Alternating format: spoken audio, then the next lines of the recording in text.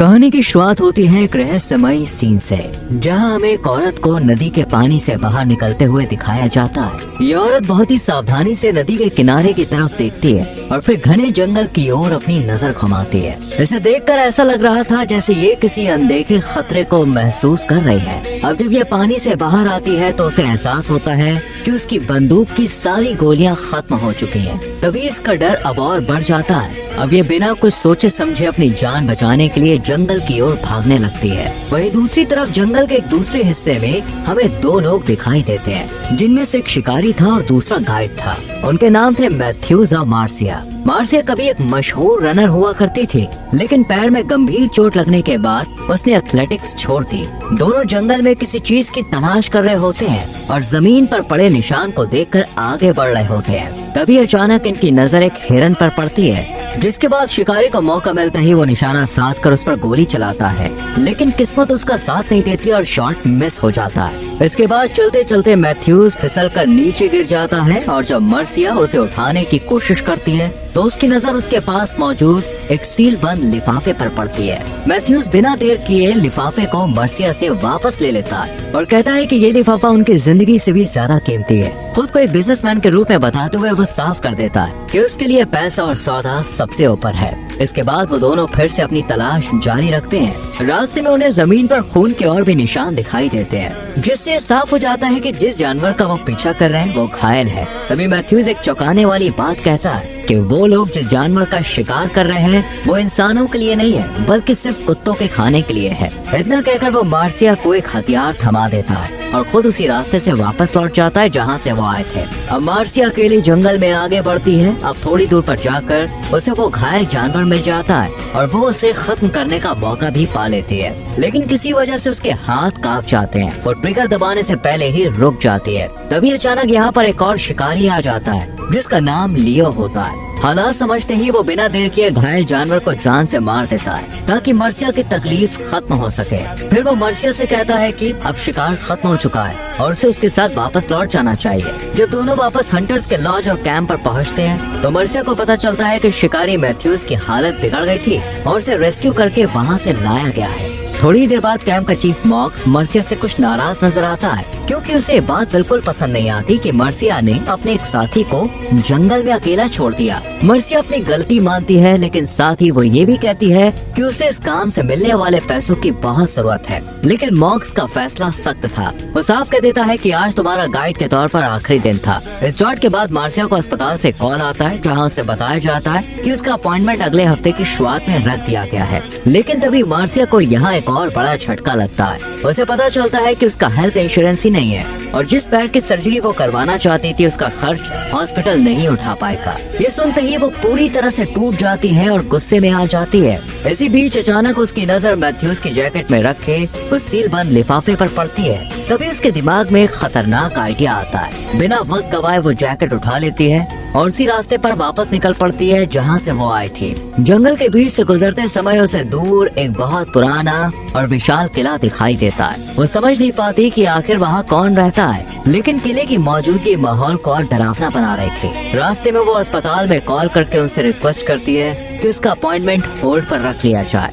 क्योंकि वो अपने इलाज के लिए पैसों का इंतजाम कर रही है। लेकिन तभी कॉल में एक अजीब सा शोर और इंटरफेरेंस होने लगता है और अचानक फोन कट जाता है। वहीं अब बारिश भी बहुत जोरों से हो रही थी। तभी मर्सिया चोरी किया हुआ वो लिफाफा पढ़ने का फैसला करती है, लेकिन यही उसकी सबसे बड़ी गलती बन जाती है, क्योंकि वो चिट्ठी पढ़ने में इतना डूब जाती है कि सामने सड़क पर उसका ध्यान ही नहीं रहता। तभी अचानक वही औरतें जिसे हमने कहानी की शुरुआत में नदी से बाहर निकलते हुए देखा था, वो सीधे सड़क के बीचों बीच आ खड़ी होती है। मर्सिया को संभलने का मौका तक नहीं मिलता और कार उस अजनबी औरत से टकरा जाती है। जो हुआ उसे देखकर मर्सिया बुरी तरह से घबरा जाती है। वो तुरंत गाड़ी से बाहर निकलती है और उस औरत की मदद करने की कोशिश करती है। औरत अपना नाम सिल्वा बताती है, लेकिन उसकी बातें बेहद अजीब होती है। वो डरते हुए कहती है कि यहाँ रुकना सुरक्षित नहीं है, क्योंकि कंपटीशन अभी खत्म नहीं हुआ है। मार्सिया को उसकी बातों का कोई मतलब समझ में नहीं आता, लेकिन तभी जंगल की गहराइयों से फुसफुसाहटें और धीमी चीखें जैसी आवाजें आने लगती हैं। माहौल अचानक बेहद डरावना हो जाता है। मार्सिया को पता नहीं होता कि उसी वक्त जंगल के घने अंधेरे में कोई बेहद तेज और खतरनाक चीज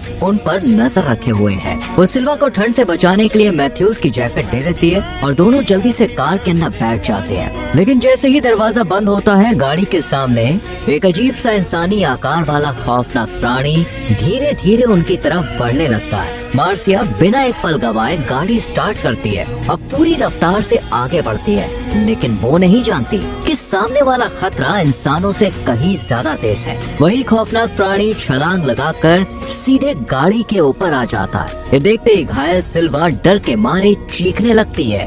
घबराकर मार्सिया अचानक जोर से ब्रेक मारती है, जिससे वो दरिंदा गाड़ी के सामने उछलकर नीचे गिर जाता है। लेकिन मुसीबत यहीं पर खत्म नहीं होती। तेज आंधी तूफान के कारण एक बड़ा पेड़ नीचे गिर जाता है, जिस वजह से मार्सिया को गाड़ी तेजी से पीछे लेनी पड़ती है। इसी अफरा तफरी में गाड़ी सड़क से फिसल जाती है और कीचड़ में फंस जाती है। अब कुछ सेकंड्स के लिए सब कुछ शांत सा लगता है, जैसे मानो खतरा टल गया हो, लेकिन तभी वही भयानक प्राणी फिर से सामने आ जाता है। एक ही झटके में वो कार की खिड़की तोड़ देता है और सिल्वा को उसकी चीखों के साथ मैथ्यूज की जैकेट समेत घसीटते हुए जंगल की गहराइयों में ले जाता है। मार्सिया बस बेबस होकर ये सब देखती रह जाती है। उसे समझ ही नहीं आता कि अभी अभी उसके साथ क्या हुआ है। तभी अचानक उसके बगल में एक और खौफनाक प्राणी आ खड़ा होता है और उस पर हमला करने की कोशिश करता है। डर के मारे मार्सिया गाड़ी से बाहर कूदती है और सड़क पर जान बचाकर भागने लगती है, लेकिन किस्मत फिर से उसे मुश्किल में डाल देती है। एक तेज रफ्तार ट्रेन सड़क के बीच से गुजरने लगती है, जिससे रास्ता पूरी तरह ब्लॉक हो जाता है। मजबूर होकर मार्सिया जंगल की ओर भाग पड़ती है। पीछे क्या उसका पीछा कर रहा है उसे खुद नहीं पता।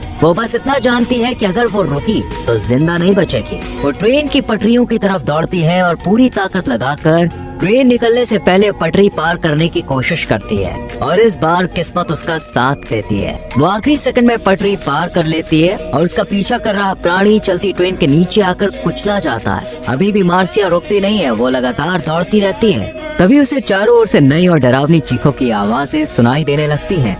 घबराकर वो एक ढलान पर चढ़ती है और नीचे नजर डालती है। नीचे उसे काले कपड़ों में ढके कई अजीब प्राणी दिखाई देते हैं, लेकिन हैरानी की बात ये होती है कि अब वो आगे मार्सिया का पीछा नहीं करते। किस्मत से मार्सिया की नजर पास ही में बस एक छोटे से गांव पर पड़ती है और वो सीधे उसकी ओर बढ़ती है।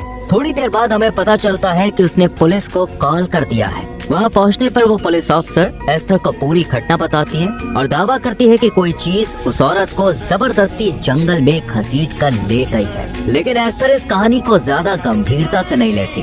वो मार्सिया से कहती है कि उसे आज की रात पास के गांव बोनहोफ में ही बितानी पड़ेगी, क्योंकि सड़क की सफाई करने वाली टीम हफ्ते की शुरुआत में आएगी। जब एस्थर मार्सिया की गाड़ी की जांच करती है तो उसे कुछ सिरिंज मिलती है। ये देखकर उसे लगता है कि शायद मार्सिया ने कोई नशीली या भ्रम पैदा करने वाली दवाएं ली हैं और इसी वजह से उसे सब कुछ अजीब लग रहा है। असल में जो हुआ उसकी सच्चाई से एस्थर पूरी तरह से अनजान रहती है। मार्सिया बार बार जोर देती है कि इस इलाके की जांच की जाए, लेकिन एस्थर साफ कह देती है कि वो जमीन प्राइवेट प्रॉपर्टी है और बिना परमिशन वहाँ जाना पॉसिबल नहीं है। आखिरकार एस्थर मार्सिया को गांव तक छोड़ देती है। थोड़ी ही देर बाद हम देखते हैं कि मार्सिया अपनी गाड़ी को मरम्मत के लिए दे देती है, लेकिन उसके चेहरे से साफ झलकता है कि उसके दिमाग में अब भी वही डरावनी घटनाएं घूम रही हैं।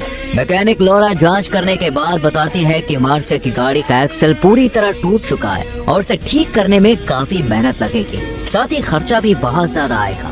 लेकिन लॉरा एक ऑफर देती है कि वो ये गाड़ी खुद मार्सिया से खरीद सकती है। इसी बीच पुलिस ऑफिसर एस्थर सलाह देती है कि मार्सिया ट्रेन से अपने घर वापस चली जाए, क्योंकि फिलहाल यही सबसे सुरक्षित रास्ता होगा।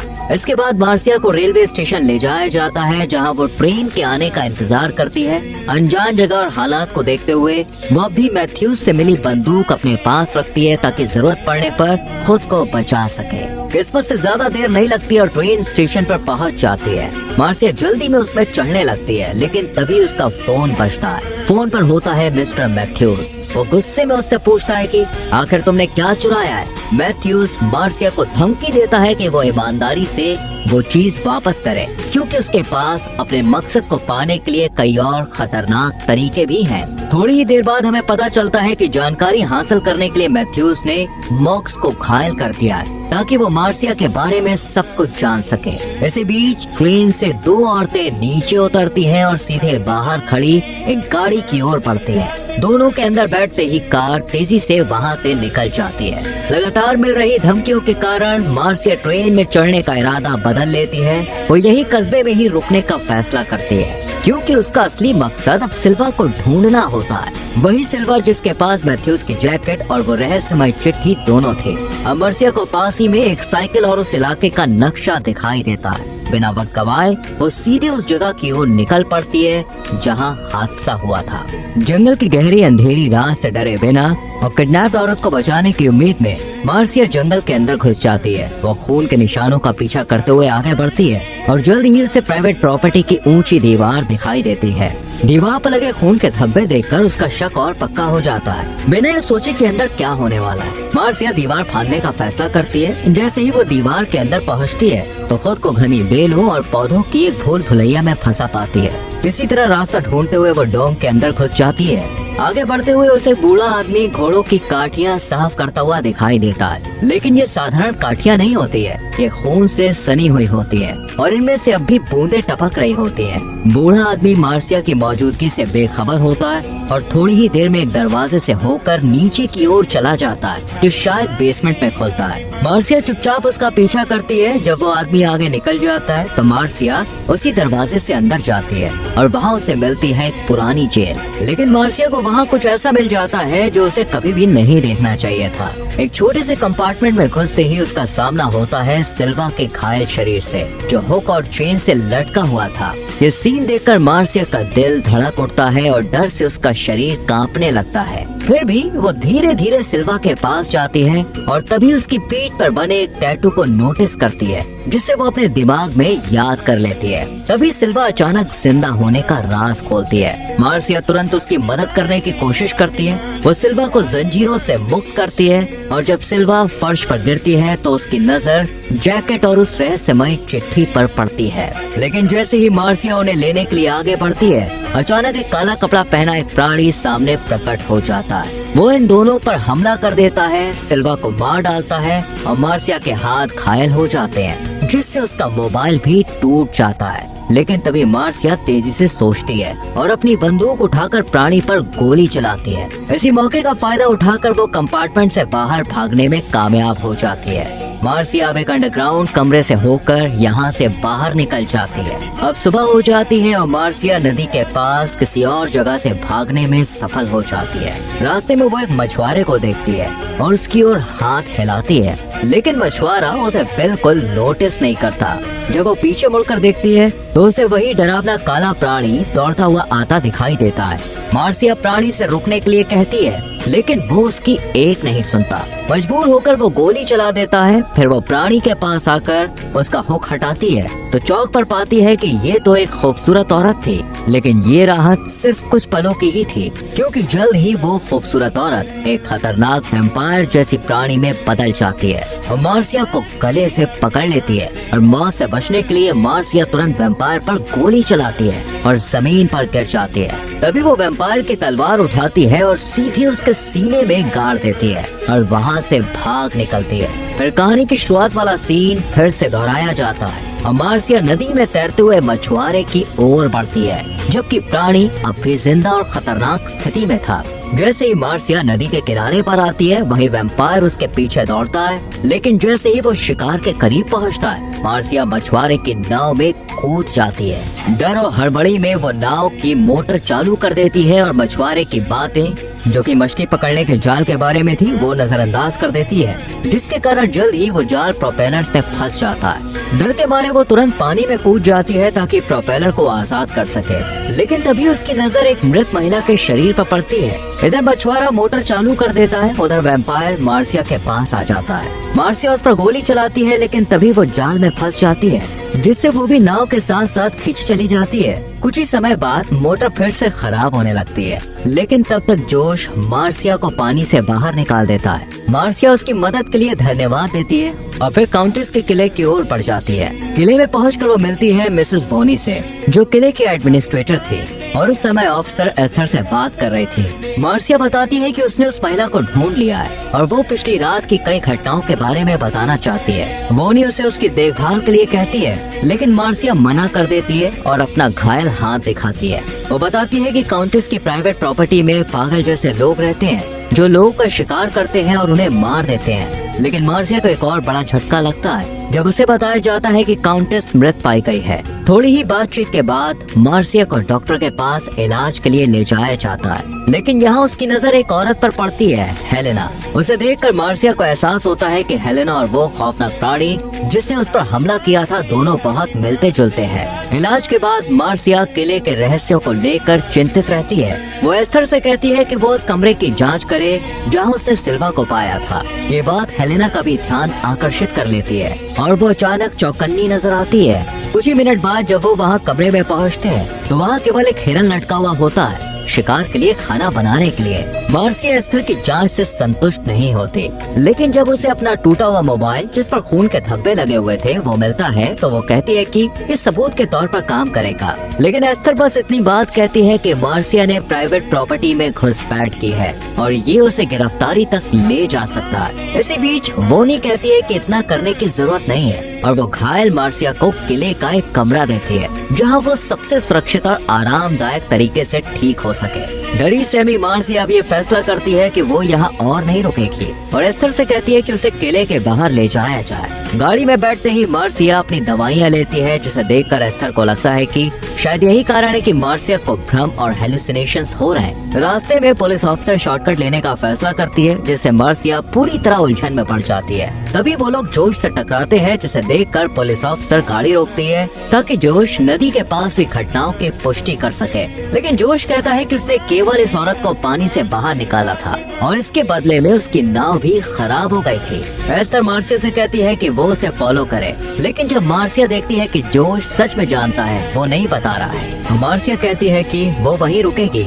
जोश भी मान जाता है और मार्सिया को कस्बे की ओर ले जाने का जिम्मा लेता है। अब जोश उसे अपने कैबिन में ले जाता है जो उसने अपने खत्म हो चुके चाचा से विरासत में पाया था। जोश मार्सिया से कहता है कि जितना कम तुम अजनबियों से बात करोगी उतना तुम्हारे लिए बेहतर होगा। वो आगे बताता है कि हंटिंग ग्रुप के कुछ लोग मानते हैं कि काउंटेस की प्रॉपर्टी में अजीब घटनाएं होती हैं। जोश चेतावनी देता है कि प्रॉपर्टी में बहुत हंटिंग होती है, लेकिन ये केवल स्पोर्ट्स हंटिंग नहीं थी। मार्सिया पूछती है कि फिर वो लोग कुछ करते क्यों नहीं। जोश जवाब देता है कि वो काउंटेस के लोगों में दखल अंदाजी नहीं कर सकते और वो उसे जल्द ट्रेन पकड़ने के लिए ले जाएगा। फिर मार्सिया जोश से इंटरनेट इस्तेमाल करने की मांग करती है और जोश उसकी मदद करने के लिए उसे एक फैसिलिटी में ले जाता है। कुछ ही मिनट बाद जब वो टैटू और काउंटेस के परिवार के बारे में रिसर्च करती है तो उसे सिल्वा और उन महिलाओं की पुरानी तस्वीरें मिलती है जिन्हें उसने ट्रेन से उतरते हुए देखा था। उसे अब पता चलता है कि ये महिलाएं पहले एथलीट थीं, लेकिन अब उन्हें गुमशुदा माना जाता है। अचानक किसी की हल्की आवाज उसका ध्यान हॉलवे की तरफ खींचती है।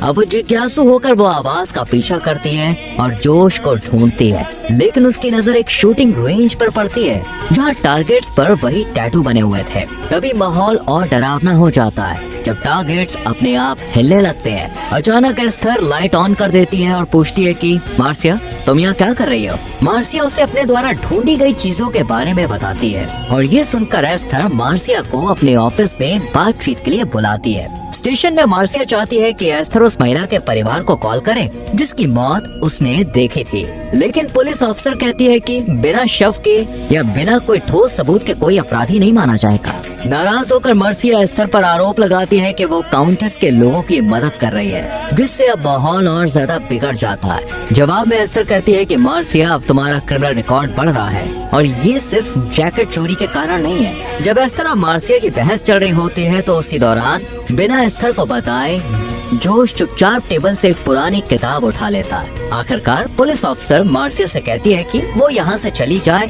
और झूठे आरोप लगाना बंद करे। जैसे मार्सिया जोश की कार में बैठती है तो जोश उसे वो किताब दिखाता है जो उसने चोरी छिपे ली थी। किताब लिखने वाला कोई आम इंसान नहीं था बल्कि हांस पोडेस्की था, जो काउंटेस का पूर्वज था। उसे ब्लैक नाइट के नाम से जाना जाता था, जो युद्ध में निडर और कैदियों को मौत से पहले भयानक दर्द देने के लिए कुख्यात था। उन्हें किताब किताब के अंदर एक कागज मिलता है जिस पर एस्थर के लिखावट थी, जिससे उन्हें पता चल जाता है कि एस्थर खुद काउंटेस चार्लोट के इतिहास पर रिसर्च कर रही थे।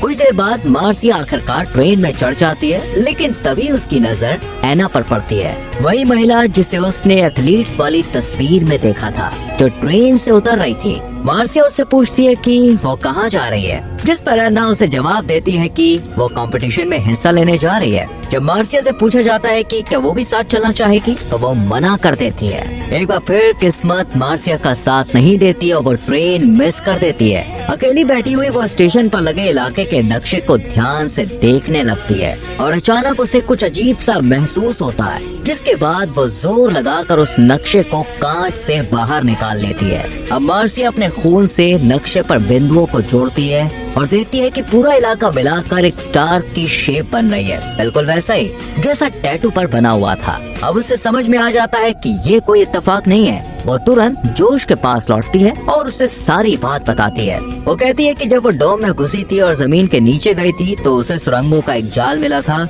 जो अब उसे समझ आता है कि इन 5 अलग अलग चीजों को जोड़ता है। मार्सिया बताती है कि वहाँ जो हो रहा है वो एक प्राचीन खेल है। पुराने जमाने में युद्ध के दौरान एक खबरी को आदेश दिया जाता था कि वो संदेश को हर हाल में आगे पहुंचाए। उसके लिए चाहे उसे गोलीबारी के बीच से गुजरना पड़े, जरूरत पड़ने पर तैरना पड़े और यहाँ तक कि लड़ना भी पड़े, तो उसे सब कुछ करना पड़ता था। और यही खेल आज के समय में इंसानों के साथ दोहराया जा रहा है। सच्चाई जानने के इरादे से मार्सिया और जोश पौधों की भूल भुलैया की ओर जाते हैं। जैसे ही वो दोनों अंदर कदम रखते हैं, उन्हें किसी के चीखने की आवाज सुनाई देती है। आवाज से लगता है कि जैसे वो एना है। अब वो बाहर निकलने की कोशिश करते हैं, लेकिन भाग दौड़ में दोनों अलग हो जाते हैं। तभी मार्सिया देखती है कि एना भूल भुलैया के एक रास्ते में जान बचाकर भाग रही है और उसके पीछे एक शिकारी प्राणी लगा हुआ है। अगले ही पल मार्सिया की आंखों के सामने एना उस प्राणी के हाथों पकड़ ली जाती है। मार्सिया किसी तरह भूल भुलैया से बाहर निकलने में कामयाब हो जाती है और चारों तरफ जोश को ढूंढने लगती है, लेकिन जोश अब तक बाहर नहीं आया होता है। तभी वो उस शिकारी प्राणी का पीछा करती है, जो एना को घसीटते हुए जमीन के नीचे ले गया था। लेकिन कुछ दूर जाने के बाद उनका कोई नामो निशान नहीं मिलता। थोड़ी देर बाद मार्सिया एक ऐसी जगह पहुंचती है जहां उसकी मुलाकात रीना से होती है, जो इस खतरनाक कंपटीशन में हिस्सा लेने वाली अगली खिलाड़ी थी। मार्सिया खुद को संभालते हुए अंदर जाती है और दावा करती है कि वो भी इस प्रतियोगिता में हिस्सा लेगी, जिसके बाद कुछ ही पलों में वो भी फेंसिंग गियर पहन लेती है। जैसे ही घंटी बजती है, मार्सिया रीना को चेतावनी देती है कि इस खेल को चलाने वाले लोग उसे जिंदा नहीं छोड़ेंगे। इसके बाद वो रीना को बाहर निकाल देती है और उसकी जगह खुद अंदर बंद हो जाती है। अब चेहरे पर मास्क लगाकर मार्सिया मुकाबले के लोकेशन की ओर बढ़ती है। वहाँ उसका सामना होता है वोनी से, जो इस पूरे खेल की निगरानी कर रही थी। जब वोनी उसकी फेंसिंग की तलवार को असली तलवार से बदल देती है, तो वो अपने आप को बिल्कुल शांत रखती है और कुछ नहीं कहती। वोनी के जाते ही अचानक एक और प्रतियोगी अंदर घुस आता है। उसकी डरावनी गुर्राहट से साफ हो जाता है कि वो मार्सिया को जिंदा छोड़ने के इरादे में नहीं था। अब दोनों के बीच जबरदस्त लड़ाई शुरू हो जाती है। थोड़ी देर बाद मार्सिया कमजोर पड़ने लगती है। जल्दी ही उसके कपड़े भी फट जाते हैं और उसकी तलवार भी हाथ से छूट जाती है।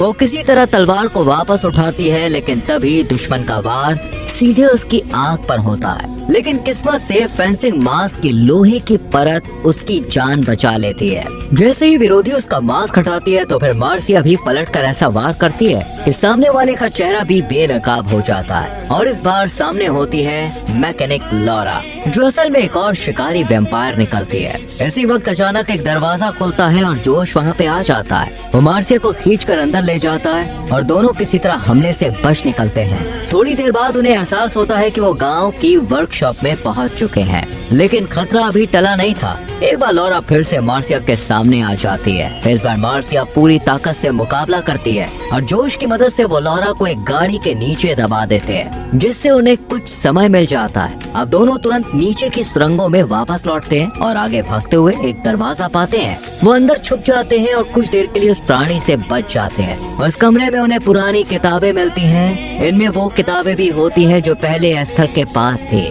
मार्सिया एक ऐतिहासिक ग्रंथ उठाती है, जिसमें लिखा होता है कि काउंटेस और उसकी 4 सहयोगियों ने अमरता पाने के लिए मकोब नाम के काले कर्म किए थे और इन जघन्य अपराधों के कारण उन्हें मौत की सजा दी गई थी। वहीं कुछ दिनों बाद उनकी लाशें रहस्यमय तरीके से गायब हो गई थी। अब मार्सिया और जोश सुरंगों के रास्ते आगे बढ़ते हैं। नक्शे पर बने पेंटाग्राम के अगले बिंदु को फॉलो करते हुए चलते चलते मार्सिया किताब में लिखी आगे की बात पढ़ती है और एक और चौंकाने वाला सच सामने आता है। चर्च को काउंटेस और उसके शिष्यों को जिंदा और बदले हुए रूप में पाया गया था। लड़ाई से बचने के लिए उन्होंने एक चालाक समझौता किया। चर्च के द्वारा काउंटेस से एक दस्तावेज पर साइन करवाए गए जो देखने में तो समझौता था लेकिन असल में एक भयानक श्राप था। उस श्राप के मुताबिक काउंटेस और उसके सभी फॉलोअर्स हमेशा के लिए अपनी जमीन की सीमाओं में कैद हो जाएंगे। मार्सिया के दिमाग में अब एक ही सवाल घूम रहा था, आखिर ये आखिरी टुकड़ा कौन है? काउंटेस शायद मर चुकी है और जिन वैम्पायरों से वो अब तक भिड़ चुकी है वो तो सामने आ चुके हैं।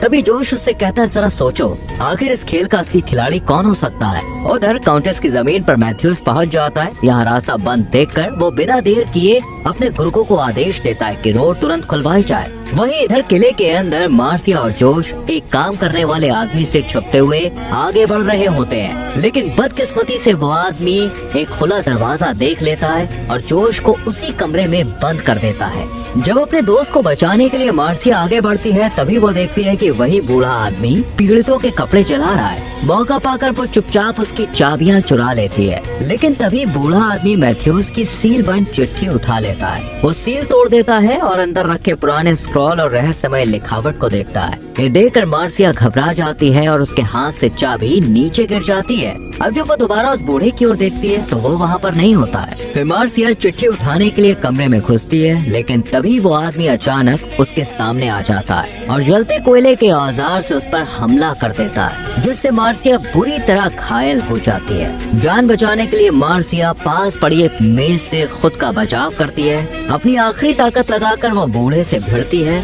और आखिरकार उसे बेहोश कर देती है। खून में लथपथ मार्सिया किसी तरह चाबियां दरवाजे के नीचे से जोश तक पहुंचा देती है और उससे कहती है कि वो हिले नहीं क्योंकि कुछ खतरनाक चीजें उसके पास आ रही हैं। इसके बाद मार्सिया ऊपर की मंजिल पर चढ़ती है और मिसेस वोनी की रसोई में पहुंच जाती है, लेकिन जो दृश्य वहां उसका इंतजार कर रहा था वो उसकी रूह तक हिला देता है। यहाँ वोनी और वैम्पायर डॉक्टर इंसानी शरीर के टुकड़े खा रहे थे। मार्सिया ये सब देखकर दंग रह जाती है और तभी अचानक मार्सिया पर पीछे से हमला हो जाता है। एक तलवार उसके शरीर को भेद देती है और दर्द के कारण वो बेहोश हो जाती है। कई घंटों बाद जब मार्सिया की आंख खुलती है तो वो खुद को उस जगह पाती है जहाँ पहले सिल्वा को रखा गया था और सामने खड़ी होती है वोनी, जब अपने असली इरादों के साथ तैयार थी, ठीक वैसे ही जैसे काउंटेस ने उन्हें सिखाया था। अब मार्सिया घबरा कर कहती है कि उसे बताया गया था कि काउंटेस मर चुकी है, लेकिन वोनी जवाब देती है कि हर बात पर भरोसा नहीं किया जाता।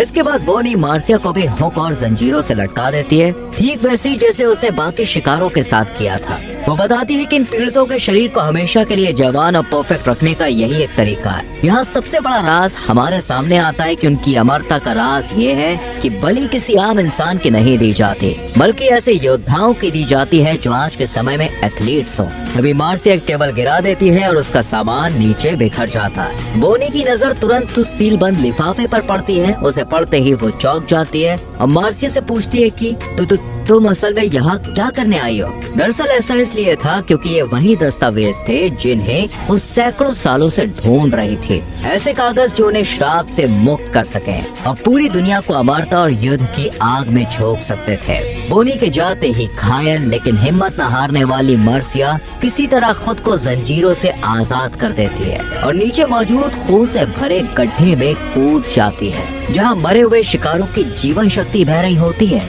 वहीं उस अंधेरे और खून से भरी जगह में उसका सामना होता है एक ऐसे प्राणी से जो खुद को फिर से रीजनरेट कर रहा था। और तभी सबसे बड़ा खुलासा होता है कि वो प्राणी कोई और नहीं बल्कि खुद काउंटेस होती है। अब मार्सिया आम इंसानों से नहीं बल्कि अमर राक्षसों की रानी से सामना करने वाली थी। अचानक ऊपर से वो बूढ़ा आदमी उसे देख लेता है और मार्सिया चौंक जाती है, लेकिन वो किसी तरह वहाँ से भाग निकलने में सफल हो जाती है, अपनी पूरी ताकत झोंकते हुए। और उस प्राणी की कमजोरी का फायदा उठाकर वो उसके सर का एक हिस्सा कुचल देती है और उसे उस खून से भरे तालाब में डुबोकर खत्म कर देती है। तभी मार्सिया की नजर दीवार पर बनी एक दरार पर पड़ती है। वो वहाँ से ईंट निकालना शुरू करती है और कुछ ही पलों में रिटेनिंग वॉल ढह जाती है। अब जैसे ही वो यहाँ से बाहर निकलती है, उसे एक अजीब एहसास होता है। उसके घाव अपने आप भरने लगते हैं और अब इससे साफ हो जाता है कि उस खून में नहाने के बाद मार्सिया भी अमर हो चुकी थी। फिर अपने दुश्मनों का अंत करने के इरादे से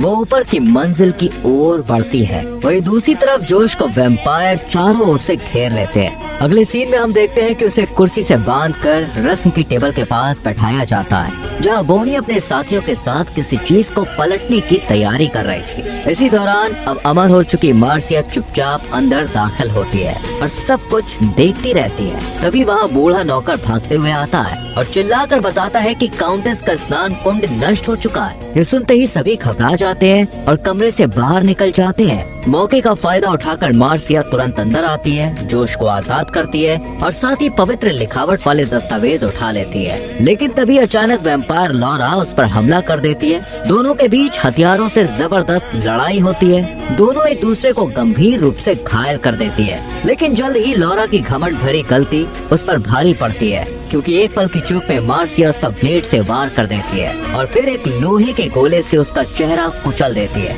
जिससे ऐसा लगता है कि लॉरा मारी जा चुकी है। फिर बिना समय गवाए मार्सिया वहाँ से बाहर निकलती है और एक घोड़े की मदद से जंगल की ओर दौड़ पड़ती है। लेकिन उसका पीछा अभी खत्म नहीं हुआ था, क्योंकि वोनी और हेलेना दोनों राक्षसी रूप में उसके पीछे लग जाती हैं। तभी मार्सिया एक पुराने जाल के पास से गुजरती है और सही मौके पर वो उसे खींच देती है। जाल सीधा वोनी के ऊपर गिरता है, जिससे वो अपना संतुलन खो बैठती है और नीचे लकड़ी की नुकीली बल्लियों से भरे गड्ढे में गिर जाती है, जिससे उसकी मौत हो जाती है। अब हेलेना अचानक घोड़े को डरा देती है, जिससे मार्सिया को मजबूरन घोड़े पर से छलांग लगानी पड़ती है। अब चूंकि वो नदी के पास थी, इसलिए वो अपनी समझदारी से वैम्पायर को पानी की ओर बहला फुसलाकर बुला लेती है। फिर मार्सिया नदी की गहराइयों में चली जाती है। इसी दौरान हेलेना मछली पकड़ने वाले जाल में फंस जाती है।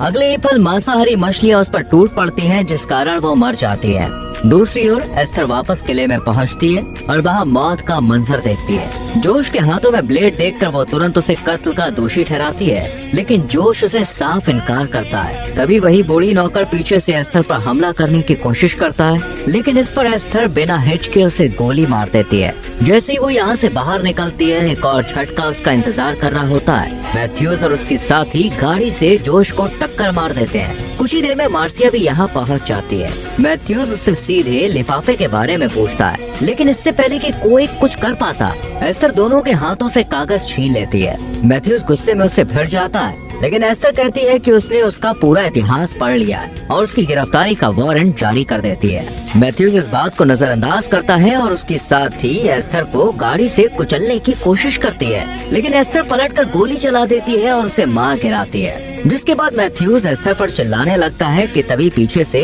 लेडी वोनी अचानक प्रकट होती है और बिजली की तेजी से मैथ्यूज को मार डालती है। अब वोनी एस्थर से पेपर्स मांगती है, लेकिन एस्थर उसे भी गोली मार देता है और तभी सबसे डरावना पल आता है। जिन वैम्पायरों को सब मरा हुआ समझ रहे थे, वो सभी एक एक करके फिर से जाग उठते हैं। डरी सहमी और हालात को ना समझने वाली एस्थर फौरन मैथ्यूज की गाड़ी से एक वैम्पायर को कुचलते हुए वहाँ से भाग निकलती है। अब बिना किसी गाड़ी के मार्सिया और जोश जंगल की ओर निकल पड़ते हैं। उन्हें पता था कि अगर वो देर करेंगे तो प्राइवेट एरिया से बाहर निकलने से पहले ही पकड़ लिए जाएंगे, इसलिए अब तीनों सीधे बोट हाउस की ओर भागते हैं, जहाँ पानी के नीचे छुपा हुआ टनल का रास्ता मौजूद था। कुछ मिनटों बाद वो एक गुफा से बाहर निकलते हैं और खुद को एक शूटिंग रेंज के पास पाते हैं। यही उन्हें एस्थर मिलती है, जो वेपन्स की तलाश में यहाँ पहुँची थी, लेकिन कार में बैठने से पहले ही ज़ॉम्बी क्रिएचर्स यहाँ पे आ जाते हैं और मजबूरी में तीनों को शूटिंग रेंज के अंदर छुपना पड़ता है। थोड़ी देर बाद मार्सिया देखती है कि वैम्पायर बाहर घात लगाकर खड़े हैं और हमला करने का इंतजार कर रहे हैं। जोश एस्थर पर आरोप लगाता है कि वही काउंटेस के समझौते की चौथी सदस्य है। वो कहता है कि एस्थर सिर्फ पुलिस ऑफिसर होने का नाटक कर रही है, क्योंकि उसे काउंटेस ने ठुकरा दिया था। अब वो उन पेपर्स को सिर्फ अपने लिए चाहते हैं, ताकि अकेले ही इस श्राप से बाहर निकल सके। अब माहौल बहुत गर्म हो जाता है और वो दोनों एक दूसरे पर बंदूक तान देते हैं। तभी मार्सिया बीच में दखल देती है और कहती है कि लड़ने से कुछ नहीं होगा। वो एक प्लान बनाती है जिसमें वो खुद चारा बनेगी। तीनों शूटिंग रेंज में हथियार तैयार करते हैं और फिर प्लान शुरू होता है। मार्सिया बाहर निकलती है और जानबूझकर क्रीचर्स का ध्यान अपनी ओर खींचती है। अचानक लाइट्स बंद हो जाती है और भयानक हमला शुरू हो जाता है। मार्सिया कैसे न कैसे करके उन्हें रेंज के सामने तक खींच लाती है, जहां बंदर से गोलीबारी शुरू हो जाती है। गोलियों की बौछार से वैम्पायरों के शरीर के चिथड़े चिथड़े हो जाते हैं, लेकिन वो मरते नहीं हैं, बस कुछ समय के लिए शांत हो जाते हैं। और तभी कुछ और डरावना होता है। कटे फटे प्राणी फिर से जुड़कर एक भयानक रूप बना लेते हैं। मार्सिया बाहर जाकर कार स्टार्ट करने की कोशिश करती है, लेकिन उसे एहसास होता है कि चाबियां गायब हैं। उधर एस्तर की गोलियां खत्म हो जाती हैं, जिसके बाद जोश उसे आखिरी गोली देता है और इसी पल सच्चाई सामने आ जाती है, क्योंकि जोश अचानक एस्तर को गोली मार देता है और पेपर्स अपने हाथ में ले लेता है, जिससे ये साफ हो जाता है कि जोश ही चौथा सदस्य है। मार्सिया ये सब देख लेती है। वो जोश के ट्रक की ओर दौड़ती है और कैबिन में चाबियां ढूंढने लगती है। तभी उसे एक फ्यूल कैन मिलता है, जिसके नीचे उसे एक सीक्रेट कंपार्टमेंट दिखता है। जैसे वो उसे खोलती है, वहाँ उसे इंसानी शरीर के टुकड़े मिलते हैं और तभी मार्सिया का सामना होता है जोश से, जिसकी सच्चाई पूरी तरह साफ हो चुकी थी। जोश शुरू से ही झूठ बोल रहा था कि वो कोई इंसान नहीं, बल्कि वो भी उन्हीं ज़ॉम्बी क्रिएचर्स में से एक है। जोश आखिरकार अब पूरा सच कबूल कर लेता है। वो बताता है कि उसने ही मैथ्यूज से गुमनाम तौर पर संपर्क किया था, ताकि वो चुपचाप पेपर्स लेकर आए और बदले में उसे भारी इनाम देने का वादा भी किया गया था। लेकिन मार्सिया की एंट्री ने उसके पूरे प्लान पर पानी फेर दिया। जोश कहता है कि उसे अपने ही साथियों से नफरत थी, इसलिए वो अकेले ही श्राप से आजाद होना चाहता था। इसके बाद वो उल्टा मंत्र पढ़ना शुरू करता है और खुद को आग के हवाले कर देता है और इसी पल वो श्राप से मुक्त हो जाता है। लेकिन इसकी कीमत बहुत भयानक होती है। अब जैसे ही जोश आजाद होता है, तभी एक सबसे विकराल और डरावना राक्षस जन्म लेता है। जोश जल्दी से बाकी दस्तावेज मार्सिया को पकड़ाता है और चिल्ला चिल्ला के कहता है, भाग जाओ। फिर ये पूरा इलाका आग के लपटों में घिरने लगता है। वही राक्षस जोश को पकड़ लेता है और उसे मारने लगता है। मार्सिया जैसे ही बाहर निकलती है, उसका सामना होता है खुद काउंटेस से। बदले की आग में जलती हुई राक्षसी काउंटेस उसे दीवार पर दबा देती है और लिखावट वाले कागज छीन लेती है। लेकिन तभी मार्सिया की नजर टेबल पर रखे बोट के मोटर इंजन पर पड़ती है। वो बिना सोचे समझे मोटर चालू कर देती है और उससे राक्षस के शरीर को चीर डालती है। साथ ही पेपर्स भी उसी आग में नष्ट हो जाते हैं। अब गुस्से में मार्सिया मोटर को हथियार बनाकर खड़ी होती है। काउंटेस अपने असली श्रापित रूप में लौटती है और कहती है कि मैं हमेशा जिंदा रहूंगी। लेकिन मार्सिया को अब किसी बात की परवाह नहीं होती।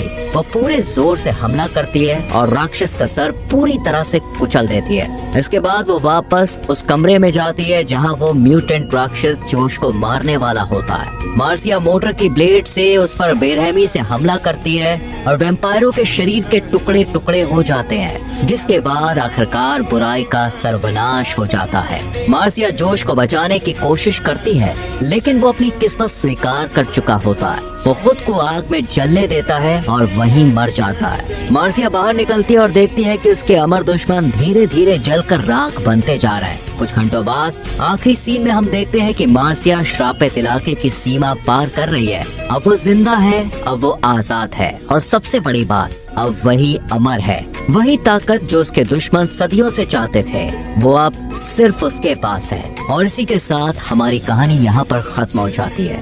उम्मीद करते हैं कि वीडियो आपको पसंद आई होगी। वीडियो को लाइक और शेयर करें और हमें कमेंट करके बताएं कि अगर आप अमर होते तो क्या क्या करते।